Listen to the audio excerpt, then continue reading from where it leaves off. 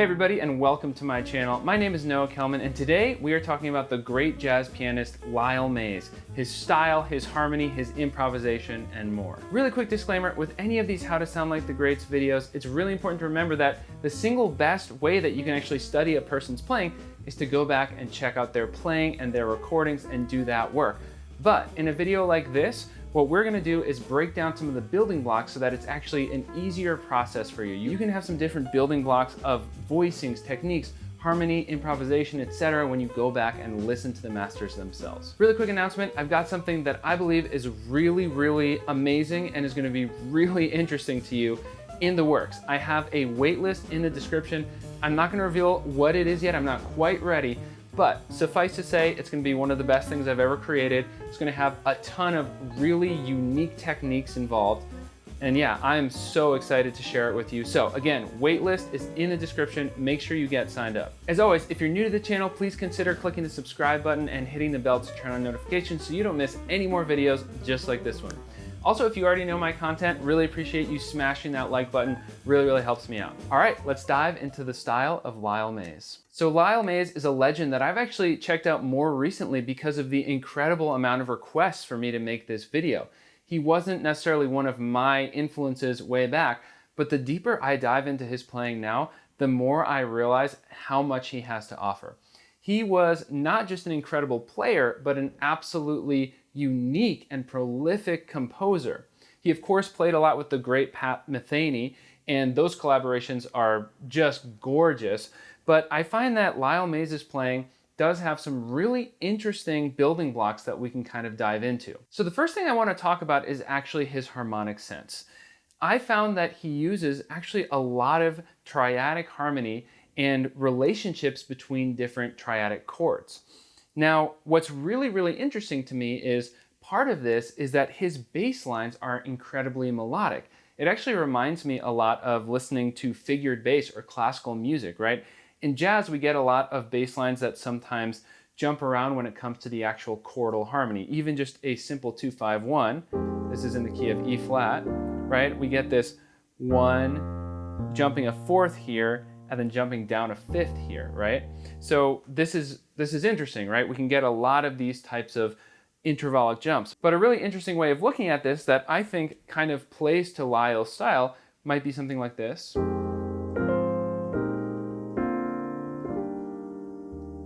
So we actually created passing chords using a melodic bass line. So instead of just doing 2-5-1, we actually did a bass line like this. Right? So you can literally think of this as if you were a bass singer, right? If you were in a choir, you know, it could be really beautiful to have a more melodic line like this. And now, one of the voicings that I hear very prevalent in Lyle's playing is this specific sound. I absolutely love this sound. It's one of the most beautiful little resolution formulas that we can really come across. I think it's actually used in gospel music a lot from what I've heard in my own listening, though I don't claim to be a gospel expert. So what this really is a major sus2 over the third in its most basic form. So we have 1, sus2, and 5.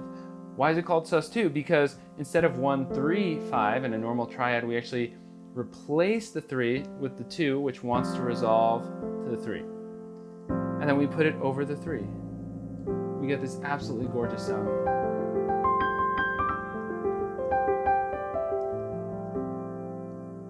And that really kind of wants to resolve up to the major, and that is the little resolution formula I'm talking about.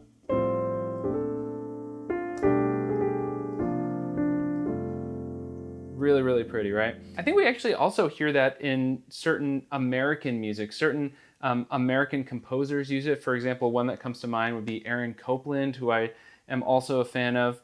But this is just beautiful motion, right? We get this kind of chromatic motion in the bass.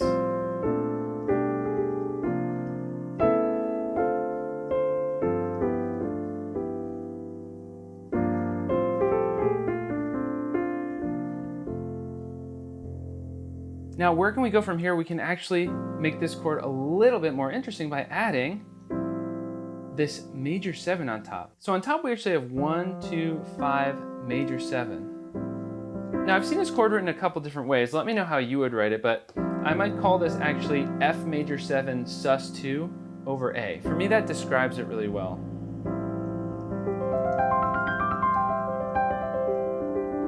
Really nice arpeggio we can do over this is actually just C major. Right, so I'm literally just doing C major in second inversion and adding the 9 here, or the 2. And this gives us yet another version of this beautiful sound that I believe I hear Lyle using quite a bit. Really quick, if you're getting a lot out of this video, please smash that like button. It really, really helps me out. Also, quick reminder, I've got something really awesome that is going to be dropping very soon.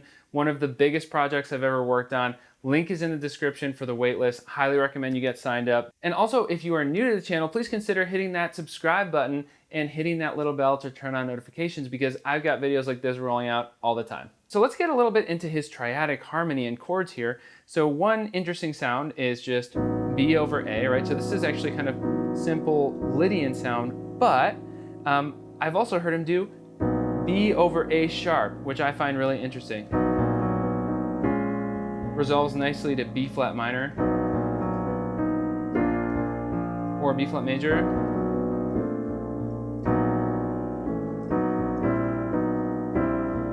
And then we get that Lydian sound again with C over B flat. I also have heard D flat over A, this sound, right? So we actually get you know, the major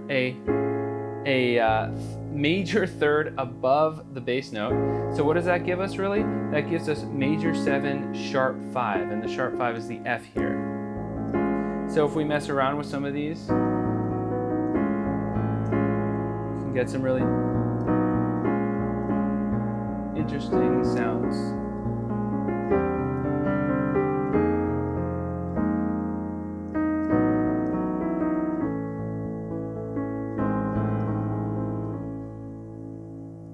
Really, really cool stuff. Now going back to this major triad with a suspended 2 over the 3 here, I've also heard Lyle do things like this, which I think is really interesting, right? Instead of being over the 3, we are actually doing really the major 7. So we could call this G major 7 sus2 over F sharp. And sometimes this might be really nice because, again, Lyle uses a lot of leading bass lines.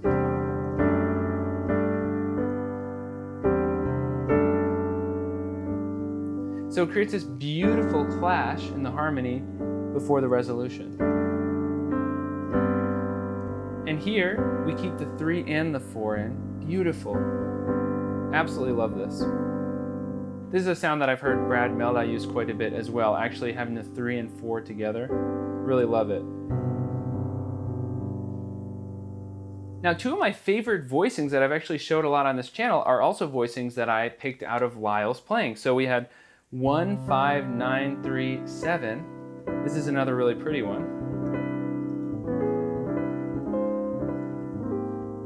And then we also have 1, 5, 9, flat 3, flat 7, which is a C minor 9. We can also add the 11 in here.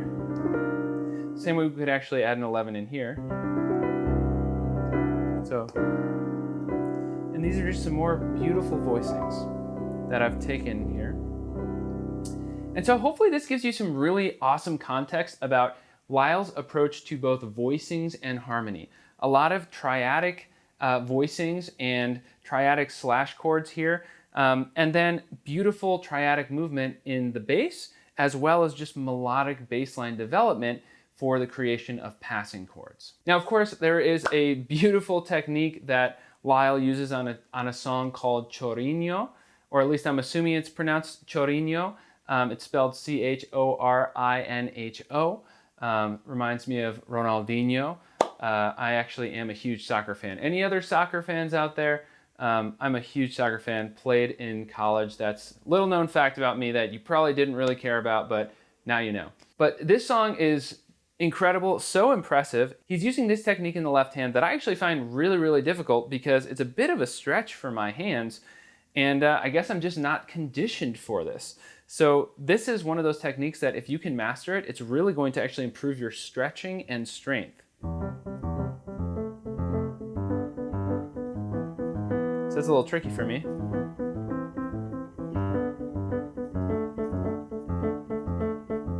So I can kind of feel that if I practice this daily, I would get so much better at it. I think I could get the stretch going, right? 1, 2, 3, 4.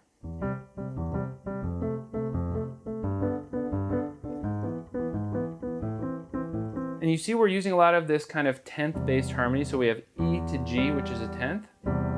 And it's really just creating a C major triad, right? We have C, E, and G, but we have that this chord over the 3. We go to F major, right? Maybe G major. Same shape over E major. And this is really, really cool stuff. Very tricky. I would actually challenge you to try to do this over a standard, right?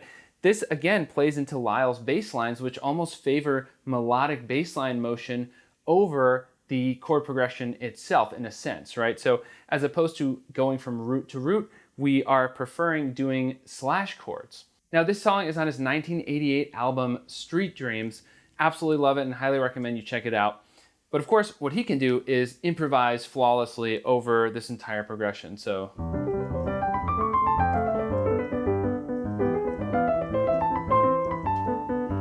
I'm already messing up. That is tricky stuff. But this is a nice moment to actually dive into his improvisation a little bit. So I find Lyle's lines, of course, really impressive technically, but what I hear happening is some different combinations of arpeggios and also just great linear scalar connections.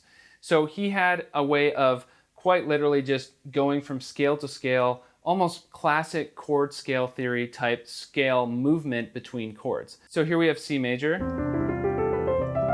Then we switch to F Lydian, G major, or actually G dominant, let's say, since I played G dominant in the scale. And then here we could actually do this is a nice little scale to use in these passing chord triadic harmonies. What is the scale? This actually comes from the harmonic minor modes. And this is the 5th mode of A harmonic minor, right? So if we're starting on E. We could also just think of this as E major.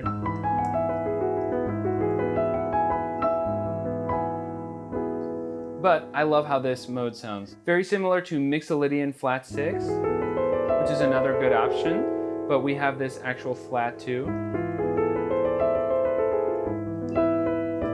to A minor, right? So quite literally just being able to connect scale to scale flawlessly. This is really classic jazz chord scale theory. However, this triadic harmony creates such a beautiful motion in the way he connects from scale to scale because the melodicism of the bass line actually creates a certain melodicism of the melodic line as well. But aside from that, he really incorporates some beautiful arpeggios, and I noticed that he's a player who really loves to get high up on the keyboard, and I love that, just the full utilization going all the way into the high registers. So arpeggios we can use here would be those major triads, especially over the sus2 over 3 chords.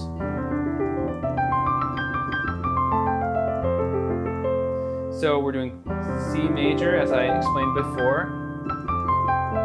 And check this out, it works really nice over F major as well.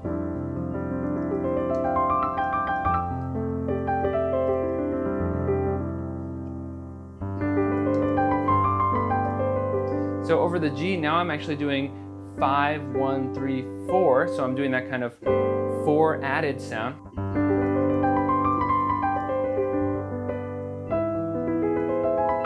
And then another one would be just arpeggiating over that sus2 sound, right? 1, 2, 5. So let's do this sus2 arpeggio going into the C major 9 over F. Beautiful. Going into that G with the 4. And now we're doing E major but with that flat 6.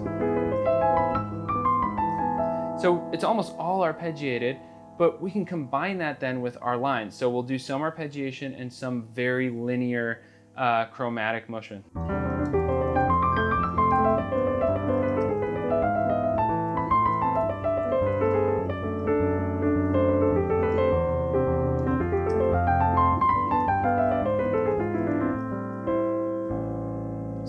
not perfect there. So impressive how Lyle does it, of course. Check him out for the true experience, obviously. Now, also in terms of his improv, you might have noticed me doing a lot of grace notes, right? And I call them flicks sometimes because I kind of like to name the different grace notes in jazz piano, but someone asked me recently, why don't you just call them grace notes? They are grace notes. I just like to give very specific names to certain ones. So for example, I'll call this a flick because it feels like a flick. Or maybe a roll, kind of rolling the hand one way. Or maybe a slide because we're just sliding one finger. So I don't know if anyone else calls these grace notes specific names like this, but if they do, let me know. I personally like doing it. I find it helpful. Just gives us a little bit more specific naming structure for the different types that we might hear in popular music. So I hear Lyle do a lot of flicks, slides for sure.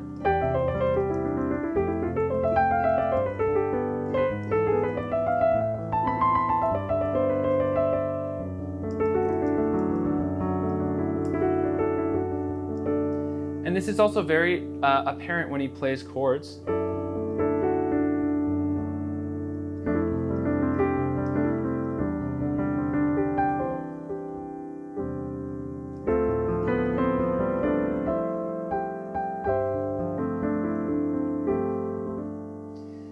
And this actually reminds me of something that I forgot to say when speaking about Lyle's harmony. One thing I noticed is that he uses a lot of ascending arpeggiation of his chords. This is a really beautiful way to add motion to your progression through, well, a chord progression. So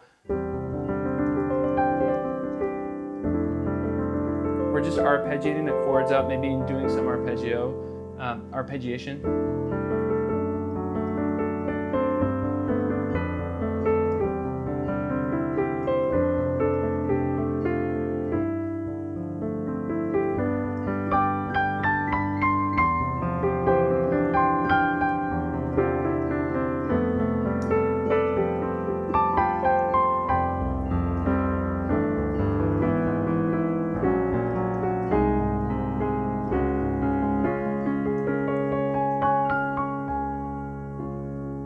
All right, everybody, thank you so much for watching. That is all I have for you today. But if I missed anything, please let me know in the comments. I would love to hear your opinions on this analysis of Lyle's style.